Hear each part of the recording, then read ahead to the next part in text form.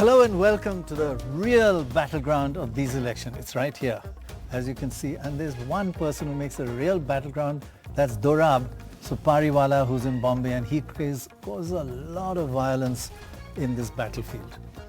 Well, as we all know, the final results will be out soon, very soon. And all the exit polls have already done their job. They've raised more questions than give us answers. Dorab and I have been there and done that too. So will the exit polls be right? The strike rate of exit polls is about 66 to 70%, with an even lower strike rate recently. So optimistically, 1 out of every 3 polls is wrong and 2 are right. This, in fact, this recent record has been so bad, it could be dropping to 50-50. Just toss a coin. I think that's being a bit unfair. It's a bit higher than 50-50. But I've been there, so I know the problem. It's a difficult country to poll. There's so much heterogeneity, wonderful heterogeneity, which other countries like England or America, they have heterogeneity, but nothing like India's caste, class, religion, language, dialect, rural, urban. I mean, it can go on and on, the heterogeneity. And that's what makes India the most wonderful nation of diversity and unity. We've also have very, very smart voters. That is a problem for pollsters, smart voters, who often quite rightly decide to play safe and don't answer or simply tell you what they think you want to hear. Some call it the fear factor. I don't agree with that term. I prefer to call it the right to privacy factor, and an upgraded world of distrust of outsiders who suddenly arrive out of the blue and ask personal vote questions. Well, let's see what the many, many exit polls, whether they've got around all these problems. In any case, what are they forecasting for these elections? Just look at, there are 12, at least 12, we've taken 12, there may be more. Just look at the way they're forecasting. And there is quite a lot of diversity in their forecast, except in Uttar Pradesh. So who's winning according to exit polls? In UP, 12 exit polls all say the BJP, and by quite a large margin. Anybody else? 0. Punjab, AAP 9, 1 exit poll out of 10 in Punjab says another party, Congress. Goa, it's 5-5. 5 say BJP, 5 say Congress, and it's all pretty close. Then nobody's saying a sweep. But of course in Goa, as we all know, the BJP is saying even if we get 5 seats, we'll form the government. That's been spread around. Uttarakhand, 7 say BJP, 4 say Congress, and Manipur, 6 BJP and none to others. So that's the way it kind of, the lay of the land. The 12 for the BJP in Uttar Pradesh, 12-0 score, is not just 12-0, it's 12 landslide 0. It's just a huge difference. Now if we move on and just talk about whether these exit polls are right or wrong, you know, it is a bit difficult to trust exit polls because they can go wildly wrong, and they have recently. The most recent one, of course, was Bengal, where, look at that, they were saying between the BJP would be a leader. Then the exit poll said just marginally neck and neck, kaate ki takkar, but it was a landslide for the TMC. So that is a really bad forecast. They missed a landslide. And by the way, so did many people on the ground. So it's not just pollsters who get it wrong. I'm not clear which is easier, talking to voters on the ground or doing an opinion poll. Both are pretty tough. Now, the big thing about this is the huge margin of victory that the BJP won, is going into this poll with. The victory that it won last time in 2017. And that is what's made everybody think, man, how can they ever lose such a huge victory? The average margin of victory, constituency-wise, is 10%. And if you look overall at the votes of approximately 42% with allies compared to the second biggest alliance of 28%, that 10% is actually nearer 13 to 14%. But constituency by constituency, that's very large. by any standards. But while that seems intimidating, let me tell you the average margin of victory in the state for the last 5 elections over the last 25 years, the average margin of victory of any party is 9%. So 10%, not that much. But there is the most enormous swing in the history of the UP elections went to the BJP last time. Look at that. In 2012, it had 15%. 2017, nearly 41.5. That's a swing of 26% to the BJP. That is much larger. And look at the seats. The BJP had in 2012 just 47 seats, and it went up to 325. That's a gain of 278. UP is a volatile state, but that is really, really above the normal even for Uttar Pradesh. Let me ask Dorab. Dorab, this kind of, A, the margin being so large, and B, this kind of change, is it impossible for the BJP to lose now? Well, the possibility is very low. Polls can be wrong. But for so many polls all to be wrong, it's not like, say, Bengal, where at the end, so two-way fight. Here's a four-way fight. So, Akhilesh has to depend upon the others collapsing for him to pick up more seats. I think, they have a margin of 123 seats over the majority, the BJP has. They have, 325 seats. They've got to drop 120 seats to go below the majority. It is very, very difficult. Nothing is impossible, as the BJP showed last time from 2012 to 2017. But it's very, very unlikely that they can be brought below 204, 202.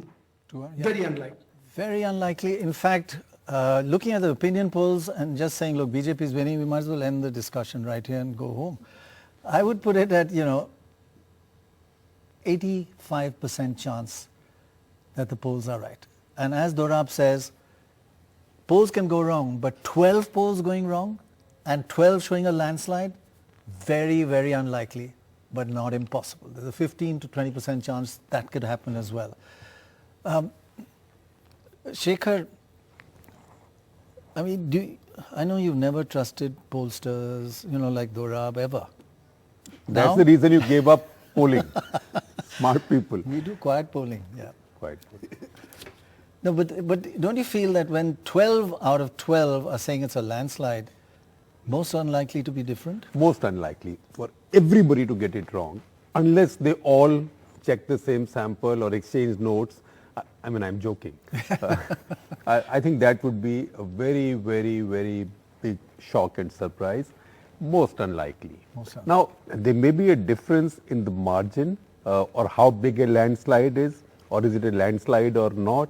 But if you look at the average of all, it looks like it will be a landslide, heavy, not so heavy, that's the only thing. Okay, I'm going to just look at the 20%, because if it's, there's nothing to discuss if they've won. But is there uncertainty? There's a little bit, and then we'll go into why there's uncertainty and what are the caste and gender factors that we look at. But just let's look at why the BJP should not be completely unconcerned. There are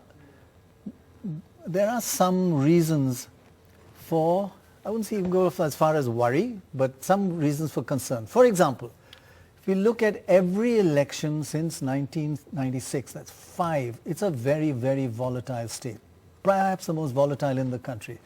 There have been 5 elections in 25 years and 5 changes in government. BJP, Samajwadi Party, BSP, Samajwadi Party, BJP. Now, if either you believe in the law of averages and say this is not going to happen again, or history repeats itself, in which case they should be worried. But more than that, polls, as I was saying, 70% coming down to probably about 66% accurate. There's one other factor which does not depend on asking voters who they're voting for. They're not somebody from outside coming in to check on turnout or which way each person is moving, and that is panchayat elections.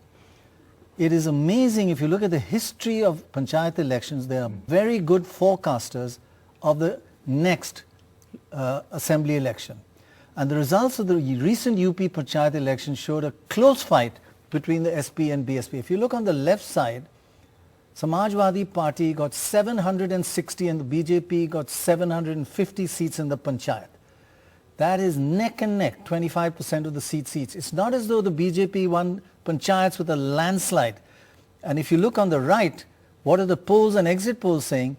They're saying the BJP is going to get 55 to 60% of the seats. So 25 in the Panchayats and 55 to 60 in opinion polls and exit polls. The Panchayat elections are not done by outsiders. They don't need samples. They're a full population survey. And it's a reality check. But there's a lot of time passed between there. Things have happened. We've had COVID. We've had changes. We have handouts. So things can happen. But Panchayat elections have a winning rate. What are they? How good are they at forecasting? Their forecast hit rate, strike rate, is 78%. That's nearly 80% strike rate. But there is one caveat, within 7 months, and this is just over 7 months, but that's okay. So you can, like Shekhar does everything, take it with a pinch of salt. And one more thing that the BJP or everybody, every party, a big change in UP that they should be concerned about and focus on is the women's vote, and we'll be talking a lot about that in this in the next few minutes. Just look at the turnout of the women's vote in Uttar Pradesh since 1960. It is astonished. It used to be under, look at men, around 60%. Look at women, they used to be 20%, 21% behind men, and now they are 4% turnout above men. So more women are voting than men, and they are a crucial factor in this election. And let me tell you an important, why this is so important. It is very difficult for pollsters to question women. Okay, let's have a look at this. This is just an amazing addition. In East UP, the male voter turnout, that's the women voter, and look at Eastern UP. Male voter turnout has just plummeted, 12% lower than women. And why is that? That is because many of them, Eastern UP have the most migrants because they're the poorest area of Uttar Pradesh, and they live in Bombay, in various cities across the country, far away, and they can't come back for their vote. They're too poor and there's just too much. And really, the Election Commission must do something about this. That they have Aadhaar cards, they have evidence, they have ration cards to show their voters in a constituency. Why do they have to come physically to vote? It's a crucial question, because 12% of men don't vote. I mean, that's huge. But Dorab, I remember when you were doing forecasting, you used to try and insist on an agency having female interviewers, because women voters don't like to talk to males from somewhere out of the blue. But very, very few female interviewers these days. Why hasn't that changed? It is difficult because the parents of the women interviewers are not quite happy to send them with boys across UP, because the team is boys and girls, and the parents are quite often unhappy. And it is difficult to get. I think frankly, if an agency gets 35 to 40% of its interviews as women, I think the job is done. But I think many people still find it difficult to do that. They're probably at 25%. I think they do realize the need, but it's just so difficult to get people who are willing to travel for 4 or 5 days, spend nights outside of town. It's not simple. So I think that's the problem. You've been out in the field and you've noticed that we can talk to men quite easily. Of course, there's a varying degree of openness, but women talking to men out there in the rural areas, in particular small towns, very closed, very obviously. It was almost next to impossible for men. It was only the women that traveled with us, women journalists and others who were actually able to access this. But I want to say one thing on women's turnout. It's not just UP. Uttarakhand, women are 5% more. In Punjab, women are 2% more. So now it seems to be a national thing. Oh, it is a national. Women have overtaken men all across India.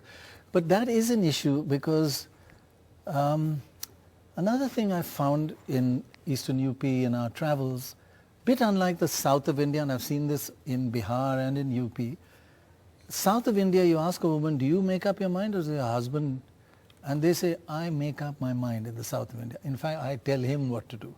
Over here, they say, well, I do what my husband says. I don't know if they're telling the truth. What do you feel? I'm not sure if women always tell the truth about the way they vote. Yeah. And I'm not even sure if they always vote in the way that their husband asks them to You vote. think they're more independent than I they think say? so. And the turnout suggests that. Yes. Also, I think there are many empowering elements that have come into the mix in the last couple of years. And if you just look at the National Family Health Survey, which is an astounding piece of data collection, it gives you all kinds of interesting sort of insights into the way women and men think and vote. And that tells you that women have more mobile phones than they've ever had before, which is not surprising. But it also tells you that they manage their finances in a way that they have never done before. Right. So, in your experience, what do you feel? So at a certain point when I was traveling and writing about elections, I looked at my own reports and discovered that 80 to 90% were male voices, and that I wasn't getting enough women voices. So it has been now a few years that I do make that extra effort, and to get women to speak to you is not impossible at all. Their first responses will be that, jahan, like in Bihar, they'll say, jahan guardian bolega, wahan karenge. In UP, they will say, jahan ghar ke bade bude bolenge, ya gaon sab ikattha hi hum log karte hain, we vote together. But I think you just have to put in more effort. Yeah. You have to take have time. a longer conversation. Exactly. And many times I find what I do, I follow them into their homes. I have the conversation in their bedroom. I have a conversation away from the men. And it is absolutely, possible to get the woman to talk politics. Possible. Absolutely. Yeah. Absolutely. But they want to be a bit, it's private with you. You just have to make more of an effort, spend more time. So it means that I spend more time in the village if I want to also get the women to talk to me. Is there an underlying in what you're saying that women are smarter than men? Of course they are. Oh, you don't have to underline. The important point that you're making about the exit polls is that the biggest one with 1,20,000 sample size, women are 23%. 77% men. Now it should be the other way around, 52% women, so instead of 52 they're getting 23. And they think that it's an unbiased representative sample, but you never know. Those that are not coming may be of an unrepresentative sample of what you've got. So that is a worry. But if we look at this Eastern UP, it actually happened in the last elections as well. We saw 12% down this time. Look what happened in 2017. Men 13% lower than women in phase 6, which is huge. And finally, who does this benefit? In the old days, from our own surveys, we found that the BJP used to have greater support amongst men than women. In fact, substantially greater. Look at it. It used to be a 19% lead amongst men, and we're talking about 2014, and a 9% lead amongst women. But that's changed dramatically with so many things like, free gas cylinders, building your house, rations, toilets. So do you think the fact that there are fewer men voting, such a large percentage of fewer men voting, could be helping the BJP? It could be, because there is also, while we mention all these benefits which have come, there is also law and order, because women are the ones who are affected beneficially now more than men, because they can get out more often, they feel less harassment, or at least that is the perception. So if law and order has improved, then more women will vote for BJP. Dorab, in your opinion, in your poll, which is always spot on accurate, we call him spot on Dorab, men used to have a BJP had a 19% lead and amongst men and 9. Has that changed dramatically from what you read, all the polls? I don't think there's enough detailed data available, but Yeah. I think if I may make a point that you made that more women are voting than men, that I think is not strictly correct. A greater proportion of women are voting than men. But they're In missing UP, women also. Yes, quite right. In UP, there are 1 crore more male voters than female voters. 1 crore more. This time with the latest listing, they've closed the gap by 5 lakh. So it'll take them 20 years at this rate to close the gap. But So still, if but still 5% more women 12%. vote, then- But still at Sorry? 12%. But this is a very important point, that in the registration of voters, millions of women are missing, and that's in that book. What's that book called, Dora? Verdict. Something. Yeah, I can't quite remember. Yeah. Written by Some two guy, don't trust it. But anyway, that called shows Sonoy Roy and very Raffi worrying that women not being registered. I mean, they have ration cards, they have Aadhaar cards, they're not allowed to vote. Why can't you just go to, again, election commission? If a woman has an Aadhaar card and a ration card, let her vote. I mean, you haven't picked her up in your electoral rolls, that doesn't mean she can't vote. But by the way, and Shekhar, I want you to face the music here.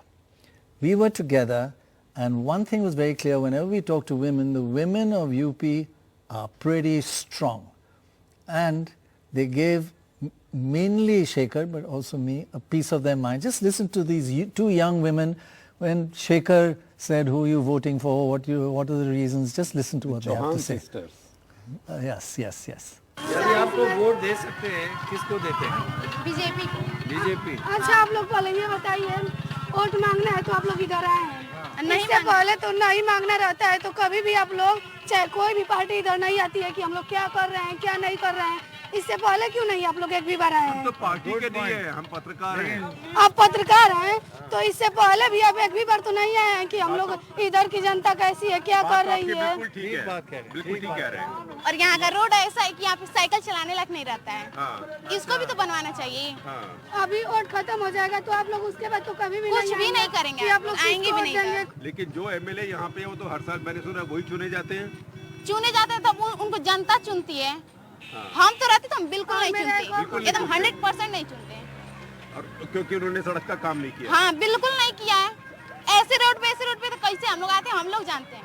आप पत्रकार हैं तो अब सरकार तक हमारा ये सूचना पहुंचाइए कि जब ये वोट खत्म हो जाएगा उसके बाद तो कोई भी नई सरकार आएगी पूछने कि हम लोग क्या कर रहे हैं, क्या नहीं कर रहे हैं, खा रहे हैं, पी रहे हैं, मर रहे हैं, जी रहे हैं। ठीक बात कह रहे हैं। जिएंगे, लेकिन आप बताइए कि पिछले 5 साल में सरकार ने कैसा काम किया है? कैसा काम किया हुए बात पहले साइड में रखिए, पहले ये मेरे सवाल का आंसर दीजिए।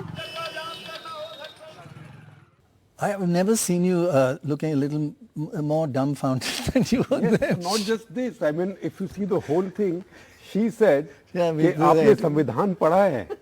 I said, हाँ कुछ आप संविधान की उद्देशिका बता सकते हैं, preamble. And before I could answer, she said, मैं बता सकती हूँ, आप बताइए. So this is a very. So this is not a trampled upon. And these are from an OBC, right? Chauhans are an OBC in Eastern UP. But look at the confidence. Both of them were riding his scooter. What lesson did you get from that? Not that, I mean, he got what he deserved, Shekhar, but what other lesson? So they said all this and then they still said they'd vote BJP. Yes. Although presumably a BJP MLA has been elected from there who has, according to them, done nothing. So, I mean, isn't this shows But in terms of their confidence. Oh yeah, of course. And young people are very confident. There's no doubt about that. I mean, when you travel in the metro, you can hear people discussing cryptocurrency and stuff like that. Like so I can tell you that these two, they got curious because we had a jamghat around us. So these two were driving on one scooty. So they stopped, and they were curious, and they came in and they said, talk to us as well. So it's not as if we sought them out. So that tells you that going ahead, maybe it will not be such a problem finding women to speak to. But they weren't voters. They were under. They are not yet voters. Voters, but too I young. mean, if he met a few voters, they may be even tougher. I think he deserves it. But what did you, did that surprise you, or you expect that? It I doesn't mean, surprise confidence. me. You know, one thing that I have started doing, for instance, when I do an election, is I go to a women's college, or not a Yes, women's college, yes. several women's colleges. So in whichever district I go through, I try and stop at least Excellent. one women's Excellent. college, and I find amazingly vigorous debates. I mean, I shouldn't even say amazingly, because I'm used to them by now. I Right. hear vigorous debates, disagreements, and women speaking for themselves. So I'm not surprised at all. I asked Shekhar, he said, I'll never go to a women's college because you'll get more of this. Not without mugging up the preamble of the Constitution. Yeah, then Not you'll get go. it right. Right.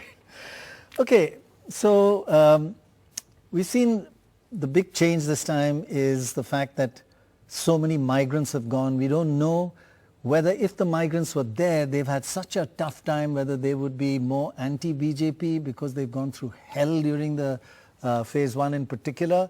So them being away might actually help the BJP, and the women might be voting more for the BJP than they used to. As Dorab said, not enough evidence either way. But moving on, what else leads to uncertainty in this election? First of all, what is the level of swing?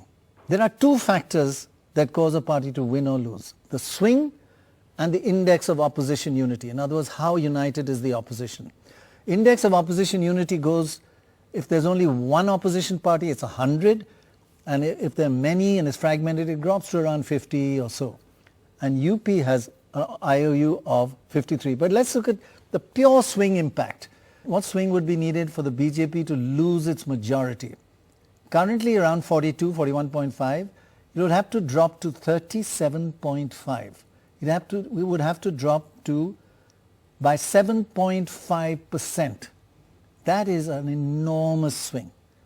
And actually many of the polls are saying that it's gone from 42 to 45. But so it again, 7.5 has happened before. We saw the last time the winning party vote in UP from 2012 to 2017 dropped by nearly 20%, and BJP went up by 26. So 7.5 is not impossible, but it is a huge task for the opposition to try and get votes from the BJP. Now, what is this swing and IOU? How does it change the number of seats? You know, it's all very well to say swing 7.5, key farak penda. What does it mean in terms of seats? This is what it looks like. The impact of IOU and swing. Just swing, 1% change in swing leads to 20 seats changing hands. But a 1% change in IOU leads to 5 seats only changing hands. But let me add to that. 4% IOU will lead to 20 seats. It is much easier to raise your IOU than to get a swing. It is much, much easier. So while the IOU looks, inferior to the swing, it's actually an easier thing to change. Now, what happens if BJP keeps its 42%, but the opposition coalesces around, say, the Samajwadi Party or one of them? So if the BJP stays as popular as it was in 2017 and holds on to its vote, can a more united opposition defeat the BJP? So even if the BJP vote does not fall, it will lose its majority if the opposition unity rises from 53, which is what it is in UP, to 75. And remember, all India IOU is 75. So going from 53 to 75 is not like, oh God, it's unprecedented. It happens in most states.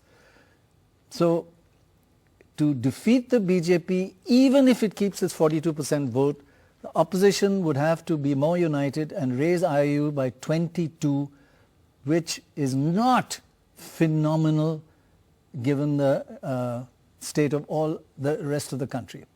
So finally, what actually happens, it's always a combination of swing and IOU. What is the combination? And again, I'm just saying that this is what causes uncertainty in polls. If the swing against the BJP is 4% only, not that 7.5 we said that is needed to dislodge it, and the opposition unity rises by 10, This combination would defeat the BJP. But it will get 196 still. But it's not like you need 7.5 and 22 and 4 and 10. And going from 53 to 63 in IOU is not that tough. So this would lead to 196. And we have, and this is all on our website, if we have a look at the combinations that would lead to this, you can see that there are various factors that could be of concern. If there's a 1% swing away, what increase in IOU do you need? If we combine them all together, we could see. So can the BJP actually lose in UP? As Dorab says, very little chance, but this is how they could. Minus 2% in a swing and an IOU of plus 16. So it goes from 53 to 69 and it drops below 200. Or minus 4 and plus 10 in IOU and 196. And what happens if it loses? How can the BJP lose badly if we move on to the next one? It's not that phenomenal a change. Can it face a big defeat? Look at that. It can go down to the 170s with just 4% and 12%. A 4% swing against it and a 12% increase in IU. 12% increase in IU means it goes from 53 to 65, which is well below national average. 10%, 5%, 1% chance of the polls being wrong. Does this, it could be more because it's not that tough, right? Let me give you an actual example of the BJP in 2017 in UP and the BJP in 2019 in UP. The BJP got 9% more votes in the Lok Sabha than in the Vidhan Sabha. Yet it lost 41 seats because the opposition was united. So there was a 38% increase in the IOU. So it made up, more than made up for BJP getting a 9% swing in its favor. So that is the power of the IOU if you can raise it significantly. Of course, you can raise it significantly in UP only if the SP and the BSP fight together, which they haven't. The chance of the IOU raising significantly is very limited. But you can see the power of the IOU. The BJP wins 9% more votes in the Lok Sabha, but gets 41 fewer segments in Vidhan Sabha. Right. Let's go across to Alok, correspondent who's been just traveling non-stop. Amazing hard work and wonderful reports, Alok. God bless you for the kind of information you've provided us and the scoops. I just wanted to ask you in this context, do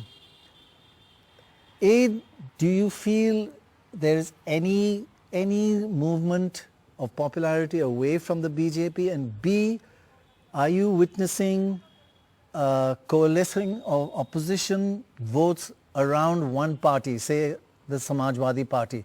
In other words, if the BSP is going to go down, if the Congress is going to go down, are those voters going to go predominantly towards the Samajwadi Party, or will they be equally divided and some will go to the BJP? I mean, just from your gut feel and talking to so many people that you have in this campaign. Sir, good evening. I think if you go by gut feel, then most certainly one perceives this as a two-party race, predominantly between the BJP, which is in lead position, and the Samajwadi Party, which is the biggest contender. In the voting areas that I covered, especially on the day of voting and after speaking to many people, one did sense that, a lot of the votes those that were moving away, say, from the Bahujan Samaj Party or even the Congress, were going to the Samajwadi Party in some areas. But like I said, there were many of my fellow reporters and colleagues in other organizations who said that they had gone to many voting booths and they found that there was a lot of discontent and many votes were going to the Samajwadi Party. But I saw a fair balancing out because I was at many booths, including in some places where that were perceived to be strongholds of the Samajwadi Party too. And I saw that, there was a fair amount of voting for the BJP also and across the male-female equation, etc. Right. So, I want you to come to that. Many people have been asking me that what's your gut? I want you to come to that about women. We'll be just discussing that. You spend so much time, so you're a familiar face there. It's probably a little easier for you to talk to women voters than for us when we just come in from Delhi and, So, is there a huge swing towards the BJP amongst women and not so much amongst men, or, difficult to say? What do you feel? You see, I was listening to your discussion that you were having with the other panelists, and it was very, very interesting, you know. In the last 2 years or so, must have done countable stories around Ujjwala, just one scheme. I'd like to talk about just one scheme. And there is no doubt that that scheme, you know, its success or its failure is very debatable. Because at the end of the day, you go into these villages, you find that a lot of these cylinders are lying idle. The refill rate is just about 3 or 4 for a year. And a lot of the women will tell you that, look, this is a scheme that's well intentioned, but it's not working on the ground. And yet, when you go out on the voting days and you ask the women and you ask other people, it is one of the schemes that they will talk about. And it is one of the schemes that they will tell you that they say, you know, kind of works in favor of the BJP. Right. One of the things which we always do when we go around is to look for swing voters. You know, you voted for BJP last time, now Samajwadi, last time Samajwadi, now BJP. More than the BJP, Samajwadi, etc. Because that tells you the change, and change is the swing. So we did go to a lot of women and try and see if there's any change. They voted Samajwadi Party, now they're switching. Pretty consistent. Just listen to these women. तो हम election के बारे में पूछ रहे हैं कि यहाँ पे आगे कौन चल रहा है? बताओ मैडम कि कर सरकार बनी योगी जी का, मोदी जी का। मोदी जी आगे चल रहा है। हाँ। और आप पिछले बार किसको दिया था? मोदी जी को। और इस बार? मोदी जी को। और आप? हम लोग भी मोदी जी के साथ में है, क्योंकि मोदी जी के जो है कानून व्यवस्था यहाँ बढ़िया हुआ है। अच्छा। और जो एक दंगाई थे, आतताई थे, वो शांत हुआ है। और विकास आप देखे हैं, बिजली हम लोग क्या कभी नहीं मिलती शाम को, आज शाम को बिजली आ रही है। और हम लोग व्यापारी वर्ग मतलब निष्फिक्र होकर व्यापार कर रहे हैं। तो आप मोदी को दे रहे हैं कि योगी को दे रहे हैं? नहीं, हम भाजपा को देख के दे रहे हैं। मोदी योगी से हमको कोई भी है, हम भाजपा की जो सरकार जो कानून व्यवस्था उसको देख के हम लोग दे रहे हैं। अच्छा। आप लोग भी उन्हीं को देंगे। नहीं, जो भी डर के नहीं, जो आपको अच्छा लगे आपको कोई नहीं। नहीं, हम लोग भी आप ही, ये सब आप नहीं सब, हम लोग भी उन्हीं को देंगे। और आप बोलिए भी, जो भी आपको समझना सरकार बोलिए। कुछ नहीं सर, अखिलेश यादव को वोट देंगे। अखिलेश पिछली बार बिल्कुल इसलिए वोट देना चाहते हैं क्योंकि हम लोग का वैकेंसी बहुत बेरोजगार उसके लिए। पिछली बार किसको दिया था? पिछली बार होगी उनको, मोदी जी को दिया था। और आप? पिछले सब हमारी चाची हैं। हाँ, मतलब पिछले बार दिए तो सब लोग अखिलेश को दे, लेकिन मोदी का भाई अब वो भी सुविधा इतना दे रहे हैं तो उनको भी देखना होगा। राशन दे रहे हैं, दे दिया उनको। हाँ। और इस बार भी देंगे। दोनों बातें। हाँ, अब जब सुविधा दे रहे हैं तो क्या होगा? 3 Modi, 1 Akhilesh. Well, not so much swing there, but what about IOU? Are the opposition votes being divided? We went to this really interesting Muslim village where everybody was very animated, and we talked to this wonderful, intelligent, elderly gentleman, not young like Shekhar. I think he will object to being called. Sorry, young gentleman, and asked him about his perception of who's winning and how the opposition is getting united. Listen to what he had to say.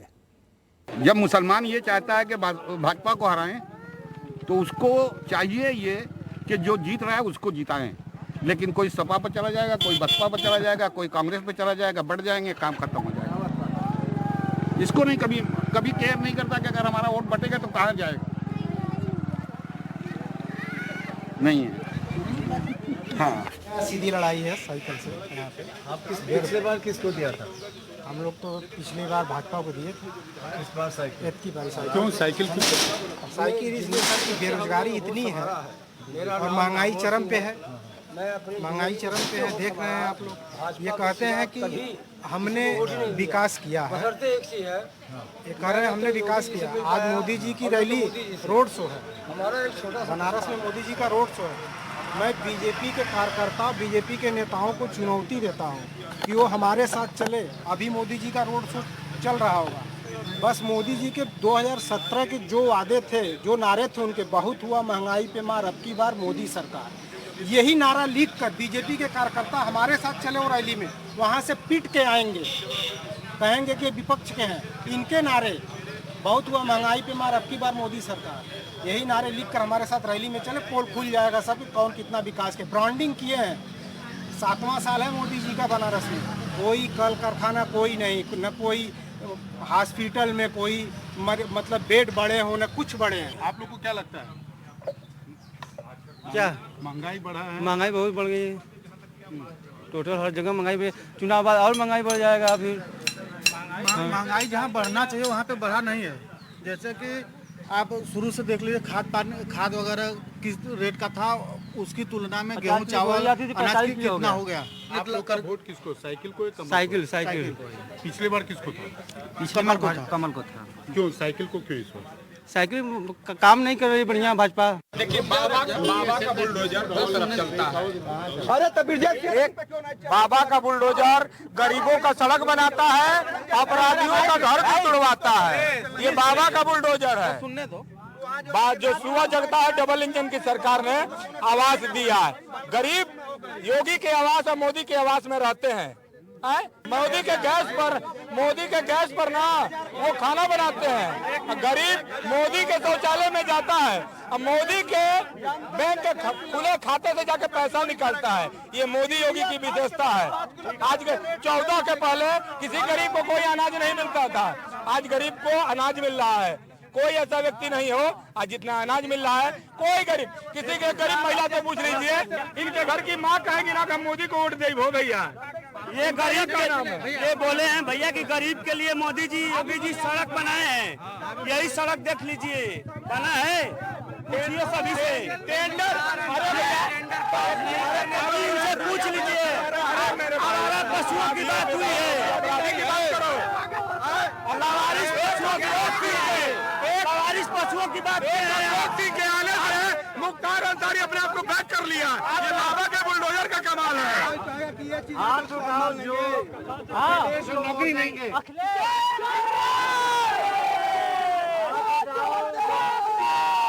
अब ये लोग अखिलेश को और पूरी चट्टी BJP को देंगे। BJP को कौन देंगे?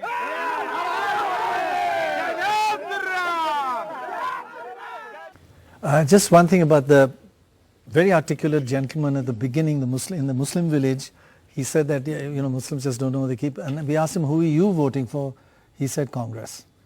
So I mean, couldn't quite get, he didn't listen to his own logic. But very lucky to have Sanket with us. Sanket, you're working hard for once in your life. Well done. Great reports. I've learnt a lot from listening to you. So now you're going to tell us one simple answer. Who's winning? No. 1 second. More in-depth than who's winning. No.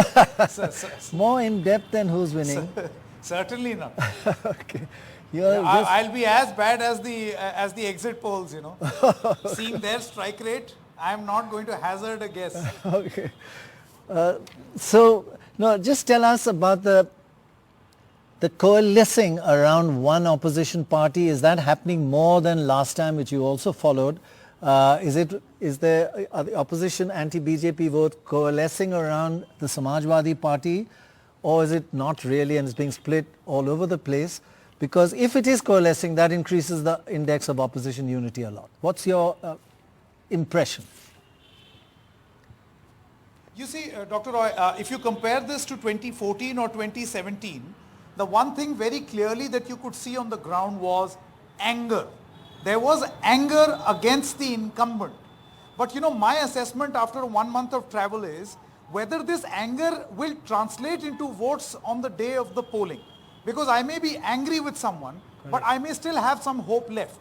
Right. And which is why over the past 1 month, we kind of built up something which we are calling internally amongst the team at Election Radar called the Narazgi Vote Bank. And we began from the west of Uttar Pradesh, where in the first of the Narazgi Vote Bank are the Jats. They were really upset. We saw a sort of a unity between the Muslims as well as the Jat Khaps in the Mahapanchayats. But the moment the farm law was waived off or removed or repealed, the BJP was very hopeful that many Jats who are employed in CRPF, in CISF, and who come out and vote in Western UP are not going to vote for the Samajwadi Party or the RLD. They'll vote with the BJP because the principal anger is gone. So that vertical split is what the BJP is counting on. So that's how they manage the Narazgi vote bank. Number two are the Brahmins.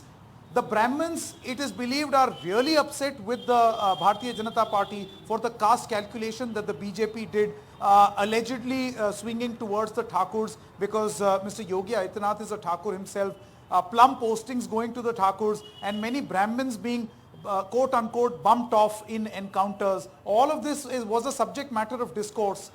But is that really going to translate into them going to the Samajwadi Party or to the Bahujan Samaj Party where the engineering may have worked in 2007, but this time around, will it or will it not work? I mean, Mr. Satish Chand Mishra spent about 3 or 4 months in, camping in each and every district to get these Brahmins to go along.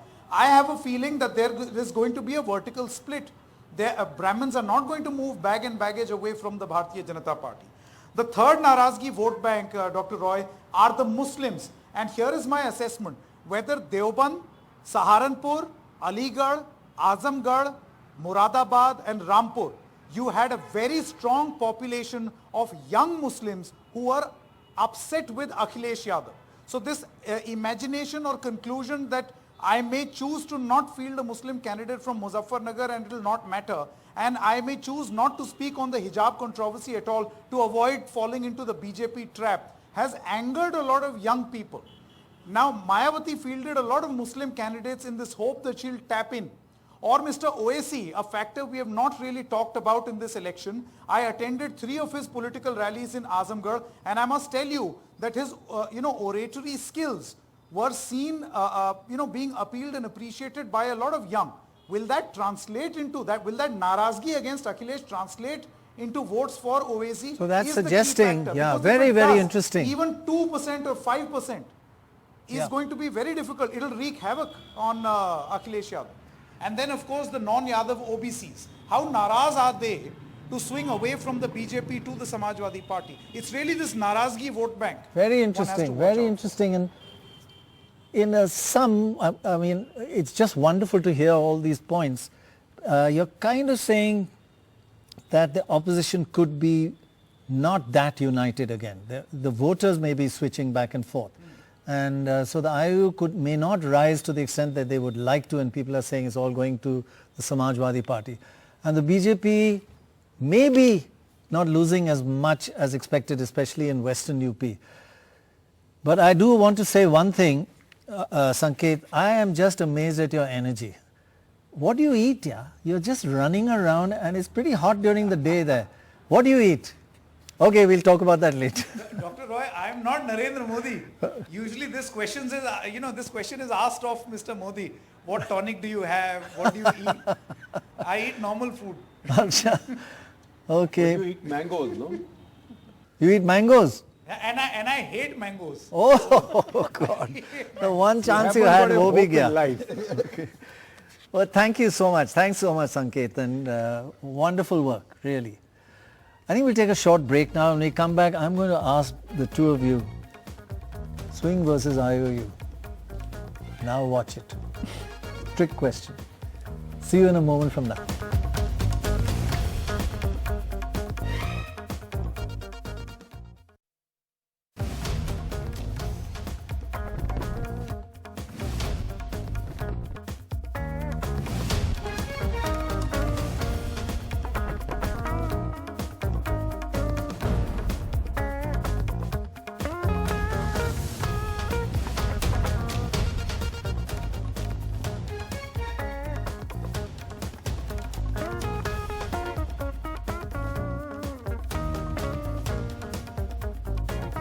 Welcome back. We're just going to go into how important is caste in UP. Everybody says caste is all that matters, nothing else matters. But before that, I do want to get your views, Vandita, on the signals that have come before this, apart from the opinion polls that you've been observing over the last year or two, not just in the last 1 week like Shekhar has. So I've been traveling, so I can talk about what I saw in my travels. Yes, yes. And I would say that, the BJP has, Shekhar mentioned it, the law and order argument. So when I started on my journey, I started hearing so many people talking about how law and order has improved under the BJP. and that गुंडाई खत्म हो गई है, छिनैती खत्म हो गई है, अभी हमारी बहू बेटी बाहर जा सकती, पहले नहीं जा सकती थी. That's huge actually. But my antenna was up and I was trying to see if this is just political code for the fact that several prominent Muslim mafiosi have been put down, and whether this was another way of saying हमने मुसलमान को बिठा दिया, because that also is said very interesting, very yes. very explicitly. Was it So I can tell you from my travels and from what I heard again and again and again, I would say there is a bit of that. There is a bit of the fact that this is a political code for saying that Muslims have been put in place. But I think beyond that, there is a law and order argument. And I think what it comes down to is this, that in the SP rule, the story that you hear again and again is that the local leader, the local chieftain, the SP heavyweight local, would have sway over the local thana. Yeah. So if there was any crime, a call would be made, and if that the criminal was Muslim or Yadav, he would be let off. Yogi, I mean, for all that we can see from here, and we can see that it is, police excess. The police is brought out not just to quell the criminal, but also the opposition, the political opposition. I mean, this is again a story that you hear again and again when you talk to SP district office bearers, local office bearers. They go on telling you about how difficult it is to do normal political activity in Yogi Raj because you get cases against you, you are put into jail. So as much as Yogi Raj has meant police excess, which actually is repressive of normal political activity, it is true that in Yogi Raj, the local thana has been liberated from the local heavyweights control.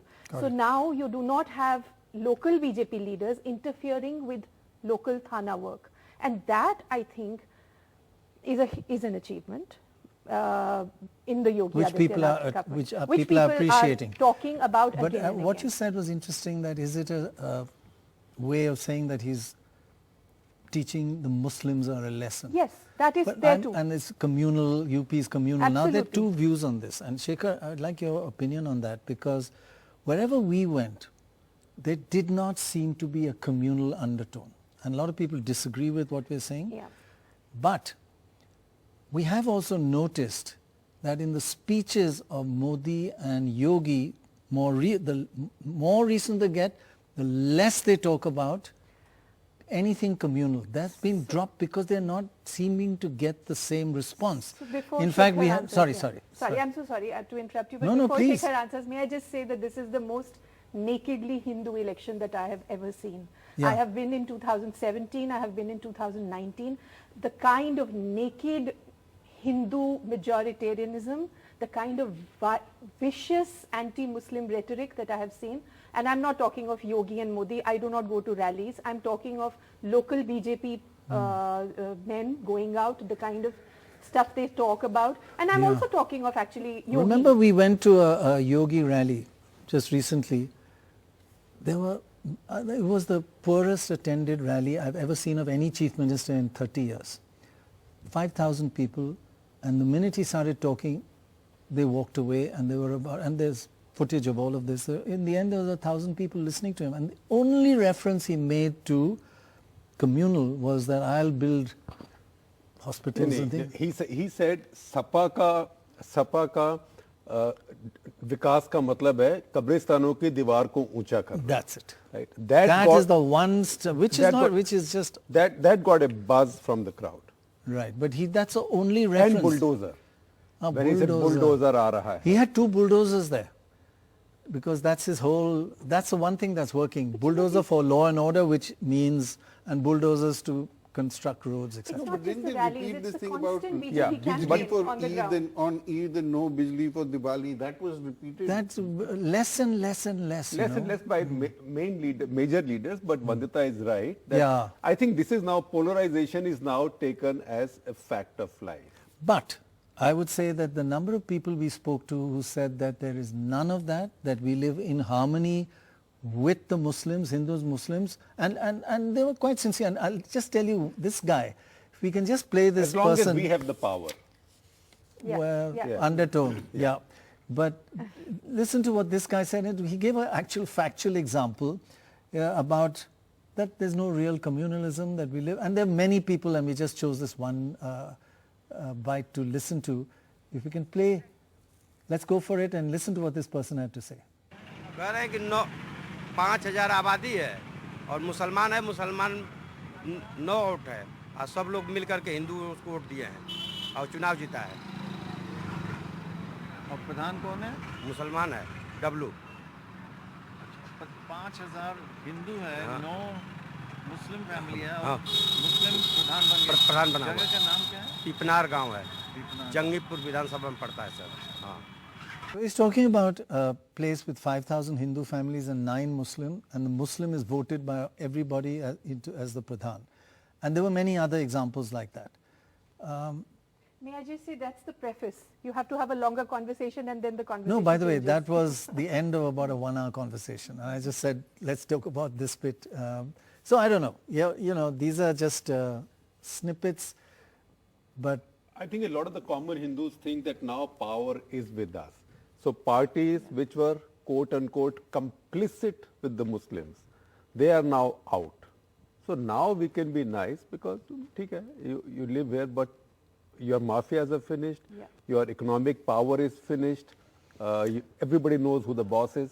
Dorab, is it, how important, I mean, one of a much more motivating factor in politics is hate rather than love, and we'll all get together. Hatred is huge, and it happens in caste.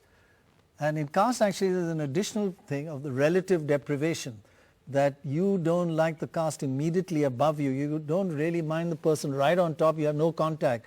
But it's a relative deprivation against the caste immediately above you. And that's hatred as well. Yes. So how much hatred did you sense from what you've read and what we've talked about? And It's intimidation rather than hatred. You know, the caste right above you. That's why I think the Yadavs have had a problem with the Jatavs and the SCs, because they were seen as the oppressors. The Thakurs were too far up the food chain to oppress them. So I think that certainly is there. And I think there is, you know, there's no doubt that this kind of caste hierarchy does exist, and it does cause negative voting, not positive voting, negative voting. We don't vote for you because you are that. Not that we're voting for the other guy, but we're not going to vote for an oppressor. I think that has a role to play. Hopefully, as the country modernizes more and more urbanization takes place, less of that should occur over a period of time.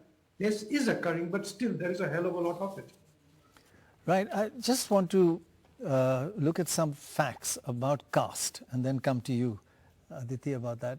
Everybody we met said only matters, caste is all. You just find a Yadav, he's SP. You find a Jatav, he's BSP. You know, just or an upper caste, it's BJP. Brahmin, BJP. Yeah. It's just like, don't have to go further. I don't know if the data actually supports that, the final analysis, how people vote. It's like I saw one of the opinion polls saying 90% of one caste voting and 90% of another caste voting another way. I have not seen that much evidence at all. And if you look at the data, this is what it looks like over time. And, you know, how does it do in high Muslim, over 30% Muslim seats? Varies. It's not like it does terribly or it does very well. It varies. What about the Samajwadi Party in these seats? High Muslim seats, 30% above percentage Muslims. What did the Samajwadi Party vote look like? This was, of course, Samajwadi Party plus Congress. Would they be sweeping? No. They did pretty badly in many Muslim seats. It's like, it's not a pattern. And finally, let's look at the BSP. How did they do? Again, you know, people say, oh, well, they got all the vote. They did do very well towards the end, but you know, you wouldn't say there's a consistently well or consistently badly in any way. And if we look at other factors, let's look at the other factors which people talk about. And they talk about urban, rural, they talk about religion. So how much does religion, caste, rural, urban affect, say, the BJP vote in 2017? Everybody said that's all that matters. Just look at that. That orange line in the middle is the average.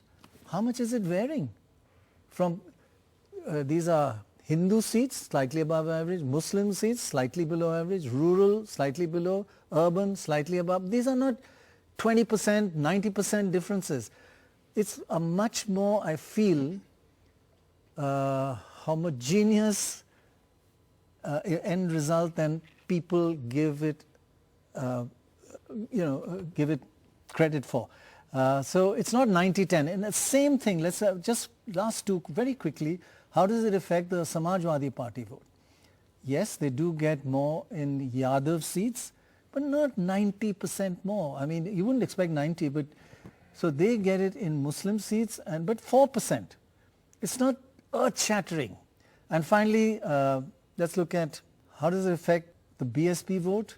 And here it is, yes, they do make a difference in SC seats, but 2% or nearly 3%. It's not, and they don't do well in urban, but again, 4%. So all I'm trying to say is that these are not conclusive data. It's just moving you in that direction. I'm just trying to change your mind, and you won't accept it. You're resistant. The only point I'll make is that when that is all wrong. No, where you have a large Muslim population, the larger the Muslim population, the greater the polarization. Consolidation on the other side, yeah. So there is hardly any place where Muslims are in a majority. Yeah, very few. So, but you would expect that consolidation to be a bit uniform, but no, they're going all over. To beat the BJP, if anybody wants to beat the BJP in the Hindi heartland, somebody has to reach out to the Hindus and bring Hindus and Muslims together, right? Because as long as you're going out with everybody making a presumption that you have the Muslim vote and you have such and such caste vote, and then you just need a little bit more. Right. Now the game has changed because BJP has been in power for 8 years. Now the whole discourse, this is the epoch when national politics will be run around the BJP and Hindutva. The previous epoch was Congress and secularism as it got defined from time to time. So Baj, in your opinion, this are we overdoing everything depends on caste in UP? Nothing else really matters. But there are, and we'll go into those, there are a lot of economic aspects. They've suffered through a COVID. We'll go into, and people, it's like a terrible recession for 2 years. Very few governments survive a terrible recession. So those matter, but everybody's saying nothing. It's only caste. I think Prashant Kishore said a number of times that this idea of 80-20 or 60-40 when it's in West Bengal, he says this is rubbish. You can't have 100% of one caste or one religion. 80-20, 60-40 maybe, but not 80-20, yeah. No, I mean in West Bengal it's not 80. So he said that, these kind of percentages don't work. Nobody 100% votes. But the interesting thing is in phase 2 in UP, where there's the highest concentration of, if you call Muslim seats, 40 out of 55. Right. Even there, the BJP won 38 of them, Right. So same as everywhere. I mean, the percentage didn't drop dramatically. It's 10%, 15% lower, but it's not like a complete sweep. Yeah. Exactly. So it's not that you win everything. You've been studying these elections for the last more than a year, and you've been writing about it. Anything that gives you pointers towards whether the polls are spot on or not spot on? It's very hard to say. Polls can never be spot on. Dora will be very offended. They can never be spot on. But I think the broad trajectory, at least in UP... in terms of by-election results, panchayat elections, anything that has happened which are not polls but on the ground voting. So we are, I am confused by two things. Right. One is the two by-elections which took place in UP from 2019, between 2019 and now, 2017 and now. Right. And those are, one took place in Kairana and the other one took place in Gorakhpur, the Chief Minister's constituency. Yes. In both, the BJP lost. By-elections are typically not lost by the party which is in power. Exactly. So, that's interesting. I mean, we saw the kind of upheaval that the loss in 3 by-elections in Himachal, which is going to the polls later and which we will no doubt analyze after the election at the end of the year. Yes. 3 by-elections were lost in Himachal, and the Chief Minister refused to accept responsibility and said it's all because of inflation. In these 2 by-elections, it was very important because in one, Kairana, there was total opposition unity. one candidate and all opposition parties supported them. That's huge. That changes prospects. So that was the IOU factor that you were talking about. Right. Admittedly, the voting, the margin of victory for the opposition candidate fell a lot, but nevertheless, she won. Right. The Gorakhpur election was equally important because it showed that the kind of voting with both hands for the Chief Minister and for Yogi the Mahant of the Gorakhnath Mandir was not happening. That's amazing actually, yes. It's a very good point. Dorab, how important a kind of indicator, a signal are by-elections? You know, I think we've shown in the book at times that I just don't think are very clear. I mean, in England, for instance, the ruling party often loses by-elections. I think there is no such general trend here. But here it tends to be the other way around, especially if there's a Lok Sabha election in the middle between 2017 and now there's a 2019 and the person in power. Before and after, but there is no overall trend that it must lose. In England, there is a general trend that it does lose. But it's not, okay, good point. You always have to go back to England, right? Okay, got it. Right. Can we just get to economic factors? Because while people didn't mention COVID much, like we met one chemist, he was the best. I mean, it just makes it so difficult to figure out who people are voting. He said he voted BJP last time. The best party, I mean, the parties are going to win is Samajwadi Party. In his constituency, the BSP candidate is excellent, by far the best, and he's going to vote Congress. So, like, he gave all 4 options, and you go away and write down who they voted. And he was a Muslim on top. You were there. And then Shekhar, of course, wants to know what medicines and all that. He just wanted to say, you don't even know these basics. What did he say about which medicines? No, this was a medicine that said something like dimag-heen, buddhi-heen. Did he hand it to you? No, so what is the medicine? So then I craned my neck and checked. It is a brain tonic for those who realize that they are brainless. Right? So I think its brand name is buddhi-heen or something like that. Bestseller. But it's also very, very audacious branding, marketing. Yeah, terrific. Buddhi-heen. So looking at the impact of non-caste, non-religion, just economic factors, let's have a look at some of the data and some of what people are saying. You see, do handouts matter? Do they have an impact? You're giving rations, you're giving houses, you're giving gas cylinders. Do that change people's mind? Just listen to what these people have to say. आपको लाभार्थी है जो सरकार की योजनाएं हैं, आपको घर बनाने का पैसा मिला सरकार से, घर बनाया, कितना पैसा मिला? 2.5 लाख मिल गया, नहीं पूरा नहीं मिला, 50 बाकी है। गैस? हाँ, गैस हमारे पास गैस था, नहीं मिला, हमारे पास था गैस। हाँ, आपके पास था गैस ऑलरेडी, अच्छा इसलिए मिला। लेकिन ये जो लोगों को मिला है, राशन मिलता है आपको? हाँ, राशन मिलता है। 5 किलो। हाँ, एक आदमी। So that was one point of view. He was selling fish. The other is a person selling vegetables and talking about price rise. And that was a problem throughout areas that we visited, the rise in prices. Just listen to this vegetable seller.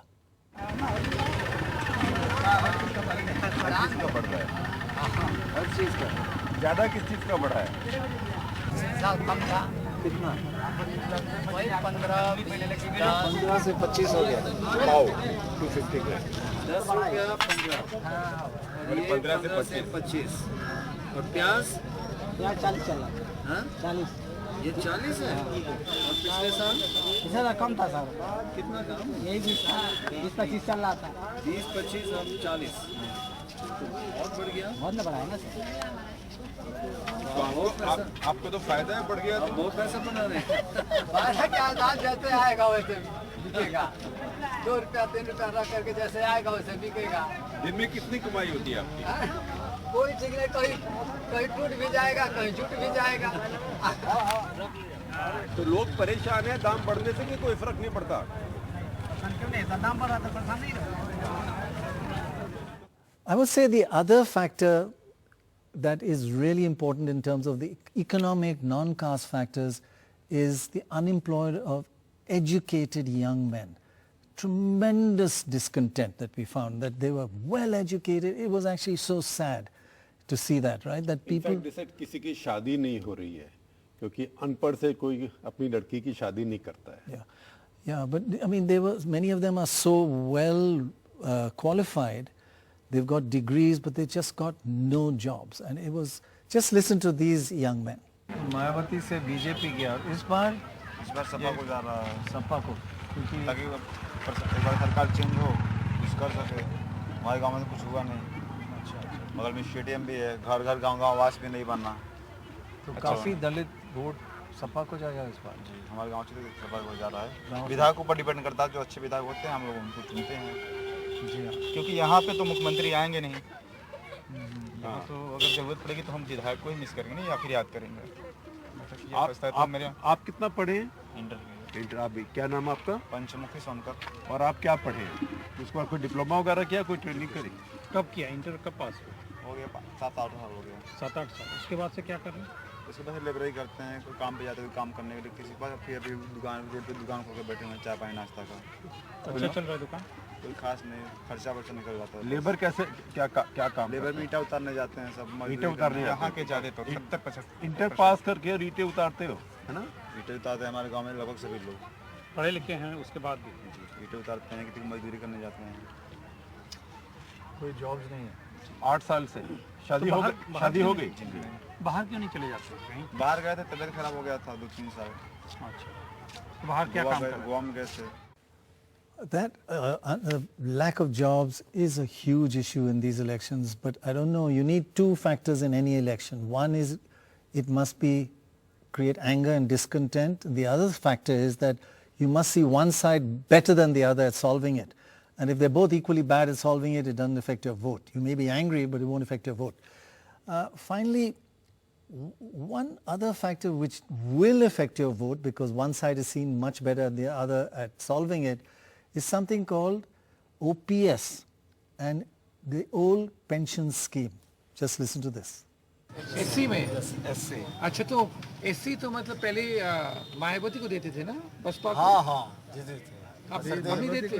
इस बार थोड़ा सा ये समझ में आ रहा है कि जो जीत रहा है बहन जी का, हाँ बहन जी थोड़ा समझ में आ रहा है कि वो बाहर हो जा रही हैं, तो जो जीत रहा है कम से कम बीजेपी को न दे, सपा को दे दे, वही जीत जाए. सपा को दे दे, वो पुरानी पेंशन देने के लिए बात कर रहे हैं. हाँ. नौजवानों किसानों के लिए भी कुछ बात कहे हैं. हाँ. इसलिए तो हम सोच रहे हैं इन्हीं को दे दिया जाए इस बार. अच्छा, मतलब पुराना पेंशन मुद्दा है. जी, पुरानी पेंशन तो बहुत नंबर है. और ये बताइए कि ये कर्मचारी क्या मतलब आने वाली पीढ़ियों के लिए पूरे भाग्य विधाता वाला काम. माहौल इधर ऐसे ही बन रहा है क्या सर? बदलाव का माहौल. बदलाव का माहौल है. बदलाव का माहौल है. पेंशन देगा उसी को हम लोग वोट करेंगे. पूरे कर्मचारी 15 लाख पूरे यूपी में, उनके परिवार के 5 वोट, 75 लाख वोट एक तरफा पड़ने वाला है. जो हमारी कर्मचारी के लिए घोषणा किया है पुरानी पेंशन, हम उसी को वोट देंगे. अखिलेश कह रहे हैं ओल्ड पेंशन. हम नाम नहीं लेना चाहते, तो अब आप अब समझ जाए. हम मतलब पिछली बार किसको दिया था? पिछली बार के कमल पे दिया था, इस बार पुरानी पेंशन. हाँ, पुरानी पेंशन देगा. Finally, I think we're just coming to end, and I just want your summary views of overall what you feel, the feeling of badlav, is that there? And everybody talks about it. But before we get to that, there was one really a sad moment for us actually. We went into a village and were talking to various people, and then we looked into a dark kind of shop without lights, and we saw a tiny little girl behind a big table making chapatis, and her name was Khushi, and she was making some 200 chapatis, and we asked her, what are you making it for? She said, order ke liye. She was making those chapatis just to live, and to see she was 6 years old making chapatis right into the late evening. We took, if you want to help her, please go to our website and you can donate to one of these charities that will look after her. But just listen to Khushi. अब देख लीजिए, आप लोग के रहते इतना बड़े लोग के रहते हुए बच्ची रोटी मिल रही है. इस हिसाब से चलिए कि हम देश को कैसे चला रहे हैं. बिल्कुल ठीक कह रहे हैं कि आज सरकार वैसा नहीं होते तो बच्ची रोटी नहीं मिलती, जाके स्कूल में कॉलेज में दाखिला होती। सिर्फ सरकार का देन है या छोटा छोटा बच्चे लोग काम कर रहे हैं, क्यों? पेट चलाना है चाहे जैसे भी। And just to be clear, whatever light there was from our cameras. Otherwise, when we went earlier, and we'll see if we can get those shots, she was doing it in the dark on her own. Her father had just joined her when we talked to her. So overall, economic matters, it's pretty bleak, like any recession. Caste is important, but is it, do we overemphasize it? And communalism underlying. In summary, people are very unhappy with their fate, but they don't necessarily blame the people they voted the last time for it. Right. And they don't necessarily see an alternative that will be better. That's why a lot of the people stick to caste, and polarization is now gone deep inside. So you don't even have to dust it up in every election. That is now a presumption that should be made. For anybody to defeat the BJP now, one, they have to have been able to sell the idea that it was BJP's mismanagement that they suffered so badly. They would have suffered not so badly. I don't know if that's been done. And second, that had we been there, we would have done better, and if we come in, we will do better. But one thing you will agree with me, and I do want to make this clear, that in the travels, we met a lot of the leaders, went to many rallies. I have only once before seen a rally with as much josh as there was at Akhilesh. I've never seen anything. I thought the stage was going to collapse. The josh that I've seen in that rally was similar to the one I saw at Jagan's rally in Andhra Pradesh. It was like crazy. Whether that converts into vote. Also, a lot of people have said Mayawati is not campaigning, she's given up, but she had a rally which was absolutely full of josh. And the next day we did talk to people and they said, we thought Mayawati is gone, but that rally, she's not gone. Contrary to that, we went to the Prime Minister's rally, and I've always said he's the best orator there is amongst anybody, perhaps for decades. He was very low-key, the crowd was very low-key, and then we went, and not such a big crowd either, and certainly no josh. And then we went to Yogi's rally. He's not a great speaker, and there was no josh in him or the crowd.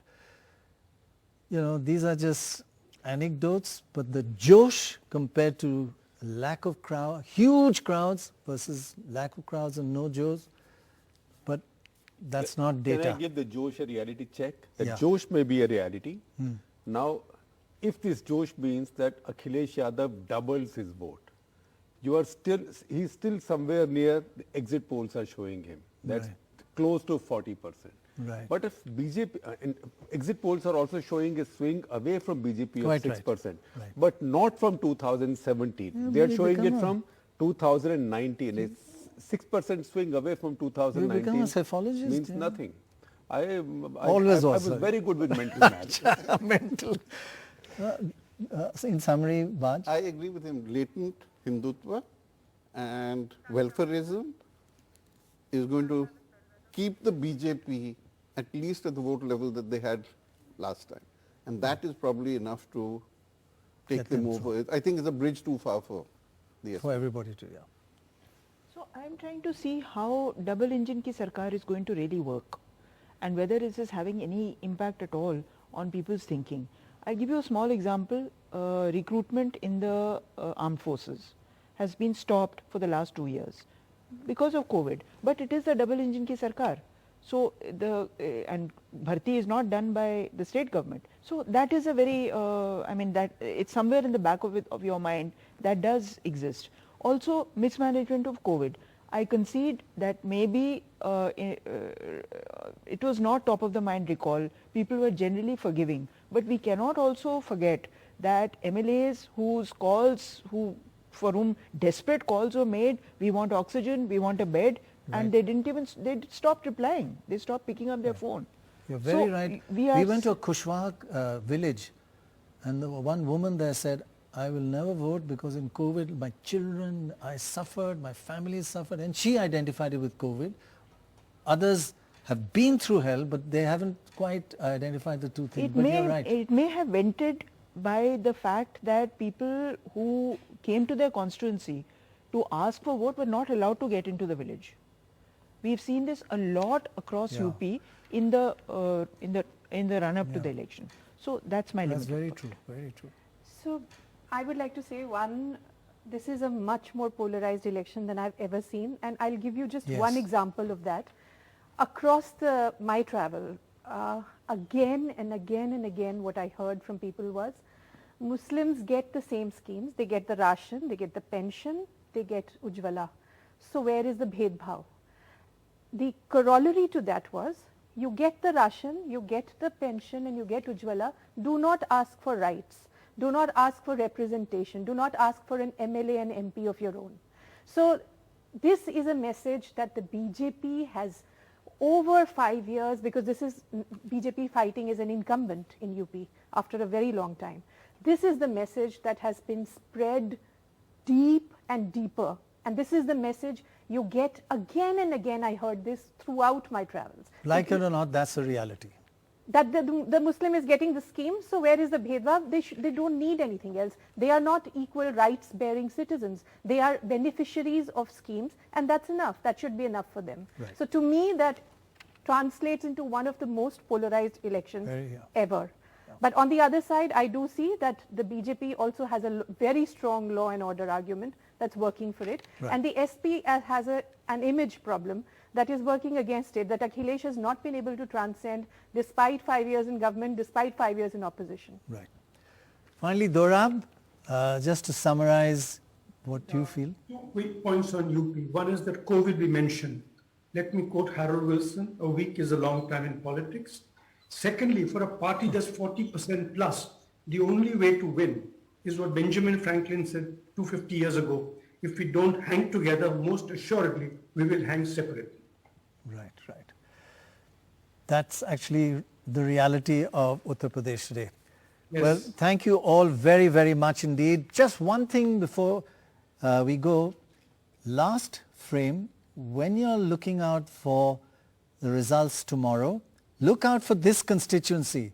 The winner in this constituency has voted the same winner as the whole of UP. Whichever party wins Kasganj has also won UP. So do look out for it. It can be any party. You knew that, or you believe in the law of averages. This time it will be wrong. Well, let's see what happens. But keep a lookout. It's a bellwether constituency. Thanks very, very much for watching. Bye-bye for now. See you tomorrow.